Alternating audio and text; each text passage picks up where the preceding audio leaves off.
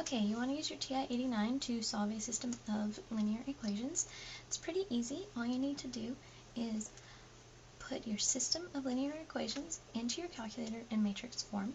Then use the reduced row-echelon function in your calculator to find the solution.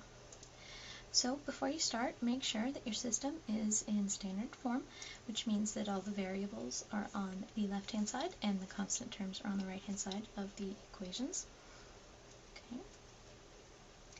Then what you're going to do is take the coefficients and the constants and write them into a matrix form, like so.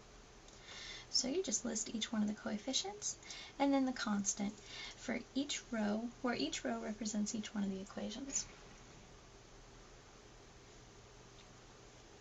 Okay, now if one of these equations didn't have a variable in it, for example, if this third one didn't have an x, what we would do in the x spot for that equation, we would put a 0.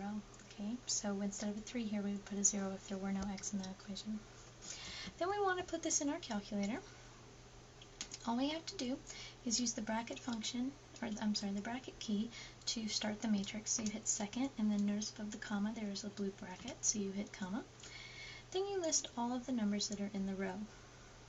Separate them by commas. To symbolize that you're going to start a new row, you want to use the semicolon, which is above the 9.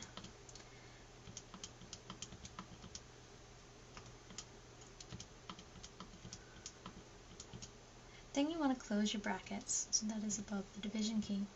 So now we have the matrix in our calculator. So the next thing we need to do is to perform the reduced row-echelon function on it.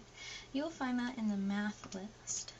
Okay, so if you hit second math, there's number 4 is matrix, and notice number 4 is RR8F, that's the reduced row-echelon form. So now we need to tell it to perform that on the matrix that we created before, so you just go up, highlight it, press enter, then close your parentheses, press enter. You'll get a matrix that looks like this.